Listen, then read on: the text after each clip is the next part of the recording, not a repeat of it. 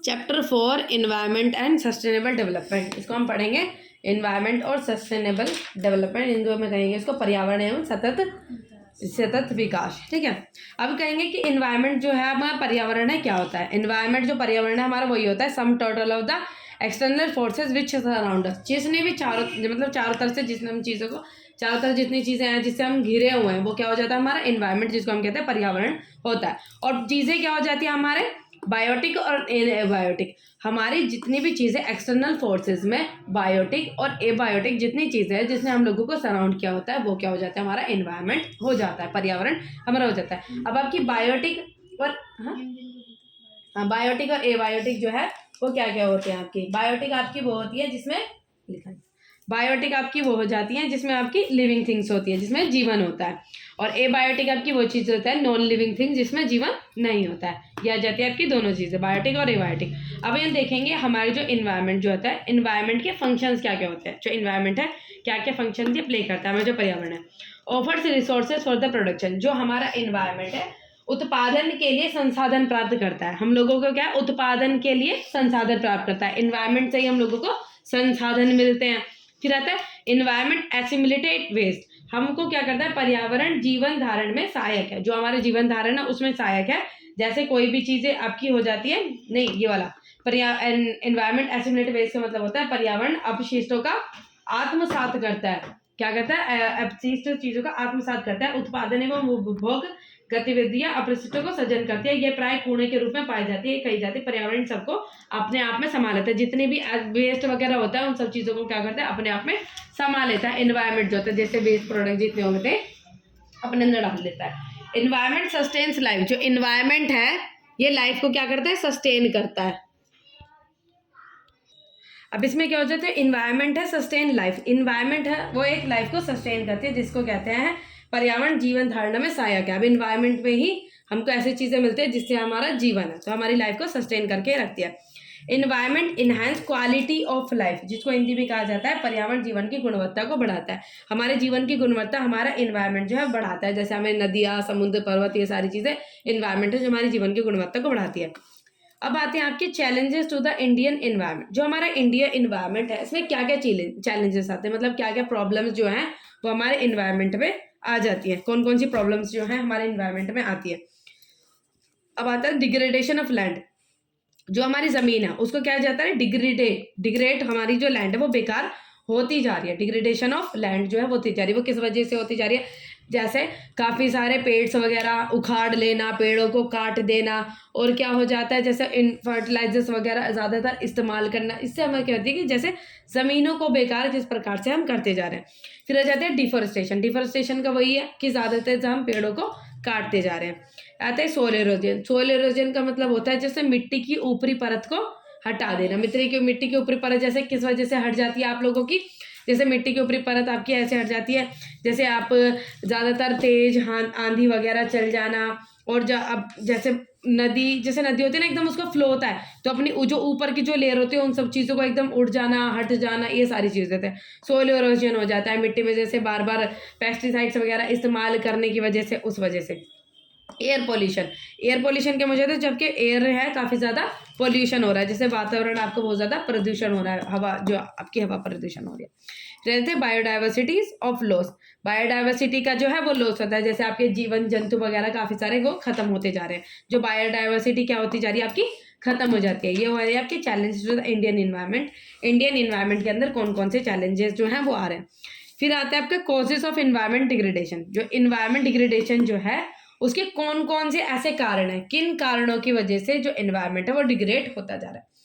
पहला है population explosion का मतलब होता है जैसे ज़्यादातर पॉपुलेशन बढ़ रही है तो उसको रहने के लिए जगह चाहिए, तो भाई अब शहर में ज़्यादातर एरिया कवर हो जाते हैं। फिर जब ज़्यादातर जगह चाहिए तो उसके लिए फ्लैट्स वगैरह लोग बनाते हैं, फ्लैट्स वगैरह के लिए लोग जितने फॉरेस्ट वगैरह होते हैं उनको कटवा देते हैं, तो फॉरेस्ट वगैरह कटवाते हैं तो उनके लिए ज़मीन खाली होती है, फिर वहाँ पे घर वगैरह बनाए जाते हैं। तो इससे क्या होता है पॉपुलेशन ज़्यादा बढ़ रही है तो ज़्यादातर रहने के लिए जगह वगैरह चाहिए, तो उन सारी चीज़ों को पेड़ वगैरह काटे जाते हैं, इसको कहते हैं एनवायरमेंट डिग्रेडेशन, जिससे कि हमारा पॉपुलेशन की वजह से एनवायरमेंट डिग्रेड हो जाता है।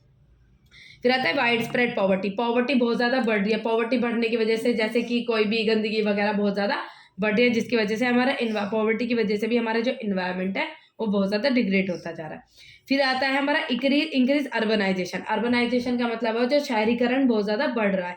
शहरीकरण बढ़ रहा है कि मतलब फ्लैट्स वगैरह बनते हैं, ज़मीनें पेड़ वगैरह काटी जाती है, ज़मीनों को खाली किया जाता है इसकी वजह से, और जो जैसे खेती वगैरह जितनी उन ज़मीनों को भी खाली वगैरह कराया जाता है, जिससे शहरीकरण होता है, उसकी वजह से इन्वायरमेंट डिग्रेड होता है। फिर आता है use of insecticide and pesticide. जो हम केमिकल्स वगैरह जैसे एग्रीकल्चर ग्रो करने के लिए, क्रॉप ग्रो करने के लिए हम केमिकल्स का यूज़ करते हैं, उसका जो है यूज़ क्या होता है, बढ़ता जा रहा है। जो ऑर्गेनिक फार्मिंग में जो हम चीज़ें कर रहे थे उनको क्या है, उनका यूज़ कम होता जा रहा है, उसकी वजह से भी इनकी वजह से हमारे इन्वायरमेंट डिग्रेड होता है, जिससे कि हमारी जो मिट्टी है उसको खराब कर देती है। फिर आता है मल्टीप्लिसिटी ऑफ ट्रांसपोर्ट व्हीकल। जो व्हीकल्स है, जो आपके परिवहन के साधन है, कितने सारे हो गए। कोई एक व्यक्ति, अगर एक सिंगल व्यक्ति भी जाता है, थोड़ी भी दूर जाता है, तो अपने 4 पहिए की गाड़ी लेकर जाता है। मतलब ये है कि 4 पहिए गाड़ी और हर एक तरीके के ट्रांसपोर्ट वगैरह सिस्टम, जैसे फिर क्या हो गया, कोई बुलेट लेके जाए, कोई स्कूटी, कोई बाइक, छोटी सी जगह के लिए भी वो पैदल नहीं चलते, या फिर पब्लिक ट्रांसपोर्ट ज़्यादातर इस्तेमाल नहीं करते हैं। अगर कोई सिंगल पर्सन जाता है तो ठीक है, गाड़ी लेकर जाते हैं। तो ये कहते हैं इन सब चीज़ें गाड़ी तो लेकर जाओ, लेकिन इससे क्या हो जाता है, बहुत ज़्यादा पेट्रोल ये सब चीज़ें गैसेस निकलने की वजह से इन्वायरमेंट बहुत ज़्यादा हमारा पोल्यूट हो जाता है। फिर आता है रैपिड इंडस्ट्रियलाइजेशन। इंडस्ट्रियलाइजेशन है वो बहुत ज़्यादा बढ़ रहा है। इंडस्ट्रियलाइजेशन बढ़ रहा है, इसकी वजह से इंडस्ट्रीज में से पोल्यूशन निकल रहा है। पोल्यूशन निकलने की वजह से क्या हो जाता है, हमारा इन्वायरमेंट बहुत ज़्यादा खराब हो जाता है। इसको हम कहते हैं इन्वायरमेंट डिग्रेडेशन के कॉजेज, जिस कारणों से हमारा इन्वायरमेंट डिग्रेड हो रहा है। अब इसमें पढ़ेंगे कि ग्लोबल वार्मिंग क्या होती है। ठीक है, कि ग्लोबल वार्मिंग जो है वो क्या हो जाती है। ग्लोबल वार्मिंग का मतलब होता है कि अर्थ का टेम्परेचर बढ़ जाना, मतलब अर्थ का टेम्परेचर जो है वो बहुत ज़्यादा बढ़ना, उसके नॉर्मल चीज़ से अर्थ का टेम्परेचर बढ़ना। अब ये आज के टाइम पे भी अगर हम प्रैक्टिकल लाइफ में देखें तो क्या होता था, वही पहले क्या हमें जो जैसे अब जो पेरेंट्स अगर अब बताते तो वो बोलते हैं कि भाई पहले के टाइम पे बहुत सर्दी पड़ती थी। अगर आज के कंपेयर करें तो पहले के टाइम पे बहुत सर्दी पड़ती थी। क्यों? क्योंकि उस टाइम पे अर्थ का टेम्परेचर इतना बढ़ा नहीं था, पहले इतना पॉल्यूशन था नहीं और इतना अर्थ का टेम्परेचर था नहीं, इस वजह से। तो हमने देखा इसमें जो ग्लोबल वार्मिंग है उसमें क्या हो जाता है, टेम्परेचर बढ़ना, अर्थ का टेम्परेचर बढ़ जाता है, उसकी वजह से ग्लोबल वार्मिंग जो है वो हो जाती है। अब अर्थ का टेम्परेचर जैसे मैं आपको बताई थी कि जैसे पहले पेरेंट्स कहते थे बहुत ज़्यादा सर्दी पड़ती थी, अगर आज के टाइम पे कंपेयर किया जाए तो आज के टाइम पे गर्मी कितनी ज़्यादा पड़ती है। ठीक है, पहले भी पड़ती थी लेकिन आज के टाइम पे बहुत ज़्यादा गर्मी पड़ती है और सर्दी के टाइम पे इतनी सर्दी नहीं पड़ती है ना। पहले कुछ 7-8 दिनों की सर्दी जो पड़ती है, लेकिन बाकी सर्दी आपकी इतनी ज़्यादा नॉर्मल रहता है, इतनी ज़्यादा सर्दी नहीं पड़ती। तो ग्लोबल वार्मिंग, अर्थ का टेम्परेचर बढ़ जाना। अभी कहते हैं कि कारण क्या है, कि किन कारणों की वजह से जो है ग्लोबल वार्मिंग होती है। पहले क्या हो जाता है, burning of coal and petroleum. Coal और पेट्रोलियम में इनको बर्न करने की वजह से क्या हो जाता है, अर्थ का टेम्परेचर बढ़ता है। अर्थ का टेम्परेचर बढ़ने की वजह से ग्लोबल वार्मिंग होती है। The deforestation, increase of the amount of the carbon dioxide. ज़्यादातर पेड़ों को उखाड़ा जा रहा है, ठीक है। तो इसमें क्या है, deforestation, increase of the amount of the carbon dioxide. जैसे जैसे ज़्यादातर को पेड़ों को उखाड़ा जा रहा है, पेड़ क्या करते हैं, डिफॉरेस्टेशन, जैसे हम ज़्यादातर पेड़ों को काटते हैं, पेड़ क्या करते हैं, ऑक्सीजन देते हैं और कार्बन डाइऑक्साइड को ले लेंगे। अब जब हम पेड़ों को ही काट देंगे तो कार्बन डाइऑक्साइड जो बढ़ रही थी उसको कौन लेगा, तो ये क्या होगी, कार्बन डाइऑक्साइड बढ़ती जा रही है। कार्बन डाइऑक्साइड क्या करती है, हमारे टेम्परेचर को, अर्थ के टेम्परेचर को बढ़ाती चलती है और टेम्परेचर की वजह से ग्लोबल वार्मिंग होती रहती है। तो एक प्रोसेस है। अब आते हैं इसमें इंक्रीज कैटल प्रोडक्शन। जो कैटल्स है, कैटल्स की जो है काफ़ी सारी ग्रो जो है वो होती जा रही है। कैटल्स बढ़ने की वजह से क्या होगा, ज़्यादातर कैटल्स के लिए जो खाने का सिस्टम है क्या है, पेड़ों को काटा जाएगा, पेड़ काटे जाएंगे तो वही सिस्टम है, पेड़ काटे जाएंगे तो ग्लोबल वार्मिंग बढ़ेगी। तो ये आपके कारण है, क्योंकि कौन से हो जाएंगे, कॉजेस क्या है। फिर आ जाता है इफेक्ट, जो इफेक्ट है ऑफ ग्लोबल वार्मिंग। अब ग्लोबल वार्मिंग बढ़ने की वजह से क्या होगा, ग्लोबल वार्मिंग बढ़ने की वजह से क्या होगा, आइस मेल्ट, पेड़ काटे, कार्बन डाइऑक्साइड बढ़ी, टेम्परेचर बढ़ा, टेम्परेचर बढ़ने की वजह से क्या होगी, आइस मेल्ट होगी। अब आइस मेल्ट होगी तो उससे क्या होगा, जितने भी आपके आइस की जो आइस मेल्ट होगी तो ग्लेशियर्स जो थे वो सारे पानी जाएगा नदियों नालों में, नदियों में वो पानी जाएगा तो उससे क्या होगा, सी का लेवल क्या होगा, बढ़ेगा। सी का लेवल बढ़ने की वजह से क्या होगी, फ्लड्स आएंगी, ठीक है, बाढ़ वगैरह आ जाएंगी। फिर आता है ट्रॉपिकल डिसीजेज। अब जो डिसीजेज हैं वो काफ़ी ज़्यादा बीमारियाँ क्या हो जाएंगी, फैलेंगी टेम्परेचर वगैरह बढ़ने की वजह से, ग्लोबल वार्मिंग की वजह से। Thousands of species become extinct. अब टेम्परेचर बढ़ने की वजह से जो स्पीसीज जो ठंडे इलाके में रहती थी, जिनको सर्दी पसंद थी, जो सर्दी में, अभी टेम्परेचर बढ़ने की वजह से क्या होगा, वो स्पीसीज क्या होती जा रही है, खत्म होती जा रही है। काफ़ी सारी स्पीसीज ग्लोबल वार्मिंग की वजह से खत्म हो गई। अच्छा है, फिर ट्रॉपिकल स्टॉर्म, काफ़ी सारे ट्रॉपिकल स्टॉर्म जैसे बाढ़ वगैरह, तूफान काफ़ी बढ़ रहे हैं ग्लोबल वार्मिंग की वजह से। तो ये सारे कारण किस चीज़ के हैं, ग्लोबल वार्मिंग की वजह से क्या इफेक्ट हो रहा है। तो इसका एकमात्र कारण क्या है, ज़्यादातर पेड़ पौधों को काटना और ज़्यादातर जैसे केमिकल मतलब कोल पेट्रोलियम इन सब चीज़ों का इस्तेमाल करना, यही कारण है जिसकी वजह से टेम्परेचर बढ़ जाता है। और जैसे हम भाई अब तो हम एसीज वगैरह में रह लेते, लेकिन एसीज वगैरह में रहने से क्या होगा, ये हमारे टेम्परेचर को के बढ़ाती है। कभी हम देखेंगे कूलर वगैरह, जब हम अंदर तो ठंडे वगैरह, लेकिन बाहर की तरफ से कितनी गर्म हवा निकलती है। ऐसी एसी के पास से जब एसी रहता है कि विंडो एसी आपने देखा होगा, तो अंदर तो हवा वो ठंडी रहता है, लेकिन विंडो एसी के पीछे जाके खड़े होकर देखना कितनी गर्म गर्म रहता है वो, है ना। फिर आता है ओजोन डिप्लेशन। अब ग्लोबल वार्मिंग बढ़ने की वजह से जो ओजोन लेयर थी, जो हमको प्रोटेक्ट करती, जो हमारी सन रेज, जो यूवी रेज जो सन से आती थी, जिससे हमको ओजोन लेयर प्रोटेक्ट करती थी, वो क्या होती जा रही है, खत्म होते जाए। जैसे हमें बताते हैं कि ओजोन में एक छेद हो रहा है, तो वो क्या होता है, वो जब उसकी जो यूवी रेज अब डायरेक्ट क्या हो जाएंगी, अर्थ पर आएंगी, तो वो हमारे मतलब बीमारियां काफ़ी सारी करेंगी। अब ये देखो ओजोन डिप्लीशन है वो किस वजह से होता है, CFC जो गैस, इसको कहते हैं क्लोरोफ्लोरोकार्बन। इसकी वजह से ये जो है प्रेजेंस ऑफ CFC जो गैस है वो क्या हो रही है, क्लोरोफ्लोरोकार्बन जो है काफ़ी ज़्यादा बढ़ रहा है, जिसकी वजह से ओजोन डिप्लीशन हो जा रहा है। अब आ जाएगा इसमें कारण क्या है, जो ओजोन है वो डिप्लीशन किस वजह से हो रहा है, ओजोन डिप्लीशन किस वजह से हो रहा है, यूवी रेडिएशन, मतलब किस वजह से हो रहा है, जो आपकी CFC जो थी वो काफ़ी ज़्यादा बढ़ रही है। वो किस वजह से बढ़ रही है, AC वगैरह यूज़ करने की वजह से। इनसे क्या रिलीज होती है, आपकी क्लोरोफ्लोरो कार्बन रिलीज होती है। कार्बन रिलीज होने की वजह से ओजोन जो है वो डिप्लीट होती जा रही है। अब जो होल था ना ओजोन लेयर में, वो और भी ज़्यादा बढ़ता जा रहा है। क्यों, क्योंकि इस पर कंट्रोल ही नहीं हो रहा, और कार्बन डाइऑक्साइड की जो गैसेस थी, जो अर्थ के टेम्परेचर वो बढ़ता जा रहा, कंट्रोल हो ही नहीं रहा। और आजकल अब पहले थोड़ी और ज़्यादा, अब इतनी सर्दी पड़ रही है, आगे जाके थोड़ी और कम पड़ेगी, और जाके आगे थोड़ी और कम पड़ेगी। क्या होगा, अर्थ का टेम्परेचर बहुत ज़्यादा बढ़ता जा रहा है, और गर्मी और भी ज़्यादा बढ़ती जा रही है। फिर आता जा रहा है मेन इफेक्ट। क्यों भाई, कंट्रोल तो हम कर ही नहीं रहे ना किसी चीज़ पे। फिर आ रहा है मेन इफेक्ट कि भाई इसके इफेक्ट क्या क्या चीज़ें। यूवी रेडिएशन, अब इससे क्या होगा, हमारी जो स्किन कैंसर, जो यूवी रेडिएशन थी, जो ओजोन जिसको हमसे प्रोटेक्ट करती थी यूवी रे से, वो क्या हो रही है, मतलब बेकार होती जा रही है। तो यूवी रेस अब डायरेक्ट हमारे अर्थ पे आएंगी, अर्थ पे आने की वजह से क्या करेंगे, स्किन कैंसर करेंगी, बीमारी करेंगी। ये influence the growth of the terrestrial plants, जो जितने भी ग्रोथ हमारे टेरेस्ट्रियल प्लांट्स में हो रही थी हमारे प्लैनेट्स पे, वो क्या हो जाएगी, वो बेकार होती जा रही है, वो खत्म होती जा रही है। मतलब ये कि हमारी जो ग्रोथ है उसको इम्पैक्ट ये कर रहा है, ठीक है।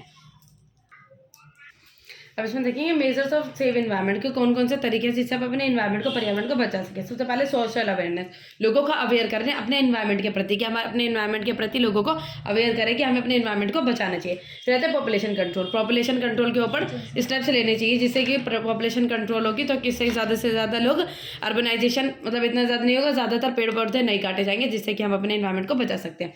रहता है एफोरेस्टेशन मतलब एफोरेस्टेशन कैंपेन का मतलब चलाना चाहिए। जैसे डिफोरेस्टेशन का मतलब होता है पेड़ कटाना, एफोरेस्टेशन का मतलब है ज़्यादातर पेड़ उगाने की कैंपेन जो है चलनी चाहिए, जिससे ज़्यादातर लोग पेड़ उगाएं। मतलब वाटर मैनेजमेंट के सिस्टम को करने जैसे ज़्यादातर पानी को हम वेस्ट ना करें, ठीक है, सेव करना चाहिए हमें अपने वाटर को। Control over industrial and agriculture pollution, अब जैसे कि हमारे इंडस्ट्रीज वगैरह सेटअप होती है, उससे क्या होता है, हमारा काफ़ी सारा पोल्यूशन निकलता है। जैसे काफ़ी सारे ऊपर धुआं, वहाँ से जो है धुआं निकलता है। फिर आपने देखा होगा जितना इंडस्ट्रीज़ का जो वेस्ट होता है वो नदियों वगैरह में रिलीजेस कर देते हैं, और अपनी जो वेस्ट है उनको इकट्ठा ऐसे फेंक देते हैं। तो क्या कहते हैं, उसके ऊपर जो पॉल्यूशन है, इंडस्ट्रियल का जो पॉल्यूशन होता है, उसके ऊपर कंट्रोल किया जाए। कहते हैं रीजन फॉर एनवायरमेंट क्राइसिस, जो एनवायरमेंट है उसके क्राइसिस होने के कौन कौन से कारण है। पॉपुलेशन बढ़ना, उसके बाद एफ्लुएंट कंजप्शन एंड प्रोडक्शन, काफ़ी ज़्यादा बिना मतलब की काफ़ी सारे हम चीज़ों को कंज्यूम और प्रोडक्शन बिना मतलब की कर रहे हैं, और काफ़ी सारी चीज़ें जब इस्तेमाल में नहीं आती तो वो वेस्ट हो जाती है, उनको फेंक दिया जाता है। फिर होता है air and water pollution due to the development. अब डेवलपमेंट एक्टिविटीज़ तो हो रही हैं, लेकिन डेवलपमेंट एक्टिविटीज़ के पीछे काफ़ी सारा एयर और वाटर भी पॉल्यूशन हो रहा है। तो इनको हम देखो डेवलपमेंट है उसको तो करना चाहिए, डेवलपमेंट होगी, लेकिन हमको कुछ इस तरीके से तरीके अपनाने चाहिए जाकि हम उनको मैनेज कर सके, और इन एयर और वाटर पॉल्यूशन को, जितने पॉल्यूशन होते हैं उसको कंट्रोल कर सके, ताकि हम हमें इन्वायरमेंट को बचा सके। ऐसी एक्टिविटीज़ ऐसी करनी चाहिए इन्वायरमेंट फ्रेंडली हो। तो global warming ozone layer depletion, अब हमारे क्या एनवायरमेंट क्राइसिस क्या हो रही है, काफ़ी सारा ग्लोबल वार्मिंग बढ़ रही है, और ओजोन जो है हमारी लेयर डिप्लीट होती जा रही है। अब आता है सस्टेनेबल डेवलपमेंट, सतत विकास क्या होता है। सस्टेनेबल डेवलपमेंट आपका वो होता है जिससे कि हम विकास तो कर रहे हैं, लेकिन हम अपने फ्यूचर की नीड्स को देख के करें, और हम अननेसेसरी चीज़ों का यूज़, मतलब अननेसेसरी चीज़ें बिना मतलब की यूज़ ना करें। जब उनको यूज़ करना है, मतलब ये है कि उनका अभी यूज़ नहीं है, और अननेसेसरी हम उनको यूज़ करे जा रहे हैं और वो बेकार होंगी। इस वजह से हम क्या सस्टेनेबल डेवलपमेंट कि डेवलपमेंट उसी हिसाब से करें कि डेवलपमेंट भी हो साथ में, और हम अपने रिसोर्सेज को अच्छे से यूज़ करें और अपने फ्यूचर को ध्यान में रखते हुए। अब इसके क्या है, सस्टेनेबल डेवलपमेंट के फीचर्स कहते हैं increase in per capita income and economic welfare. जो सस्टेनेबल डेवलपमेंट है पर कैपिटा इनकम को बढ़ाने का और इकोनॉमिक वेलफेयर के पीछे का कारण है, मतलब ये इनको बढ़ाने की कोशिश करता है कि increase in per capita income, लोगों की पर कैपिटा इनकम बढ़े। फिर आता है rational use of natural resources, ये सोचता है कि सस्टेनेबल डेवलपमेंट के ज़्यादातर नेचुरल रिसोर्सेज का यूज़ किया जाए, ठीक है, जो आपके नेचर के रिसोर्सेज होता है। फिर abilities of the future generation to fulfil their needs, उसके बाद ये देखता है कि फ्यूचर जनरेशन की एबिलिटीज़ को चेक करता है कि वहाँ पे जो हम रिसोर्सेज को इतने है नहीं कि जाके उनकी नीड्स को भी हम फुलफिल कर पाए। फिर चेक ऑन द पॉल्यूशन, कि जो पॉल्यूशन है उसको भी चेक करता है कि पॉल्यूशन के ऊपर भी कि ज़्यादातर हम पोल्यूट ना करें एनवायरनमेंट को, ठीक है। अब इसमें देखेंगे हम सतत विकास की नीतियाँ, जो स्ट्रैटेजीज फॉर सस्टेनेबल डेवलपमेंट कौन कौन सी स्ट्रैटेजीज है। पहला आगत कुशल तकनीक जिसको कहते हैं इनपुट इफिशिएंट टेक्नोलॉजी। हम उस तरीके की, जैसे कि ज़्यादातर हम इनपुट्स पे खर्चा ना करके हम सोचें कि भाई अगर हम इनपुट्स लगा रहे हैं तो उससे ज़्यादा हमारा आउटपुट निकल कर आए, कि मतलब जितना उत्पादन जो चीज़ें से हो रहा है हमने इनपुट तो लगा दी इसमें, लेकिन उससे ज़्यादा क्या हमारा आउटपुट निकल कर जो है आए। तो ये हमारा पहला पॉइंट है जिसको कहते हैं इनपुट इफिशिएंट टेक्नोलॉजी, ऐसी टेक्नोलॉजी का यूज़ करना चाहिए। फिर use of the efficient environment friendly source of the energy, जैसे पर्यावरण मैत्रिक ऊर्जा स्रोतों का प्रयोग, हमें इस तरीके की इस चीज़ों को यूज़ करना चाहिए जो कि इन्वायरमेंट फ्रेंडली हो, जैसे कि हम अगर एलपीजी सीएनजी इस तरीके की गैसेस का यूज़ करनी चाहिए जो कि हमारे इन्वायरमेंट फ्रेंडली और इन्वायरमेंट को ज़्यादातर पोल्यूट ना करे। फिर आता है एकीकृत ग्रामीण विकास, जिसको कहते हैं इंटीग्रेटेड रूरल डेवलपमेंट, जैसे रूरल का विकास हो, सारी तरीके से रूरल का विकास हो, ठीक है, डेवलपमेंट हमारी रूरल की ग्रामीण की अच्छे तरीके से हो। Convert sunlight into the solar energy and solar energy need electricity, सूर्य किरण का सौर ऊर्जा में एवं सौर ऊर्जा का विद्युत शक्ति में रूपांतरण, मतलब ये है कि हम जो हमारी सोलर एनर्जी है, भाई सूर्य की जो रोशनी है हम उसको कन्वर्ट करने की कोशिश करें अपनी सोलर एनर्जी में, और उस सोलर एनर्जी को हम कन्वर्ट करने की कोशिश करें इलेक्ट्रिसिटी में। क्यों? क्योंकि अगर हम इलेक्ट्रिसिटी को देखा जाए तो इलेक्ट्रिसिटी बनाने के लिए भी काफ़ी सारे पानी, काफ़ी सारी चीज़ों का जो है इस्तेमाल किया जाता है, ठीक है, तो वो चीज़ें हम रिसोर्सेज यूज़ करें तो वो भी वेस्ट हो जाएंगे। लेकिन अगर हम मतलब रिसोर्सेज हम यूज़ कर रहे हैं तो उससे क्या हम रिसोर्सेज को कम करते जा रहे हैं। तो हम एक चीज़ ये भी कर सकते हैं कि हम सोलर एनर्जी को यूज़ करके उसको मतलब जो सनलाइट है उसको यूज़ कर सकते हैं, सोलर एनर्जी बना के उसको काफ़ी सारी चीज़ों में यूज़ किया जा सकता है। अब देखो होगा आपने सोलर पैनल जो गवर्नमेंट के द्वारा बनाए जाते हैं तो उससे भी लाइटें वगैरह रोड पे लाइटें जल जाती है, तो कितनी भाई बिजली उससे बच गई हमारी। तो क्या हो गया, सोलर एनर्जी को कन्वर्ट किया हुआ। फिर हो गया हमारा shift to the organic farming, जैविक कृषि की ओर स्थानांतरण, ऑर्गेनिक फार्मिंग की तरह शिफ्ट हो जाए। ऑर्गेनिक फार्मिंग की तरह अगर हम शिफ्ट होंगे ऑर्गेनिक फार्मिंग की तरह तो क्या होगा, हम केमिकल फर्टिलाइजर्स का, हम इन सब चीज़ों का यूज़ करना जो है वो बंद कर देंगे, और हमारी जो क्या कहते हैं जो क्रॉप है वो काफ़ी अच्छे तरीके से होगी, और हमारी जो लैंड है और जो सोइल है वो काफ़ी तरीके से बच जाएगी। और अब ऑर्गेनिक फार्मिंग जब हम यूज़ करते हैं तो हम जैसे हमने इरिगेशन किया, सिंचाई का जो पानी था वो क्या हो गया, समुद्र में गया। अब वो जो केमिकल जो होते हैं वो तो कभी खत्म ना होने वाले होते हैं, अब इसको उसी पानी में जीव जंतु रहते हैं, जो जीव रहते हैं उसमें जो मछलियाँ वगैरह रहती हैं वो रहती हैं, उस पानी को वो पीती हैं, अब वो उनके लिए भी तो हार्मफुल है, अब उस पानी को हम भी यूज़ करते हैं हमारे लिए भी हार्मफुल है। तो ये क्या हो जाता है, और शिफ्ट तो ऑर्गेनिक फार्मिंग की तरफ हमें शिफ्ट होना चाहिए। मैनेज द वेस्ट, अवशिष्टों का प्रबंधन, अब जितने भी वेस्ट चीज़ें होती है उसको प्रबंध करने की कोशिश करनी चाहिए, कि जो वेस्ट है जैसे रिसाइकिल करने की कोशिश करनी चाहिए, कि जितना वेस्ट होता है उसको दोबारा से यूज़ करना चाहिए। फिर आ जाता है आपका strict laws on the disposal of the chemical effluents, रासायनिक निस्सरण को निपटाने के लिए कठोर कानून ये बनाए जाने चाहिए। जैसे कि हम जो केमिकल्स जो वेस्ट वगैरह निकल जाए उसके लिए लॉज बनाने चाहिए कि ऐसे इसको ना फेंका जाए, और इसका अगर रीयूज़ कर सकते हैं तो उसको रीयूज़ करा जाना चाहिए। इस तरीके लॉज बनाने चाहिए।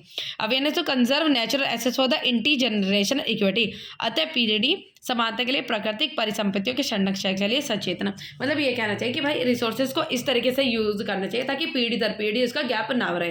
भाई एक पीढ़ी ने ज़्यादातर इस्तेमाल कर लिया, दूसरी पीढ़ी के अंदर वो है ही नहीं, खत्म हो गया, तो ये इनइक्वालिटी जो है वो क्रिएट करेगी कि एक पीढ़ी में था दूसरी पीढ़ी में नहीं। तो इक्वालिटी लाने की कोशिश करनी चाहिए, इंटी जनरेशन जो इनके बीच में गैप ना हो।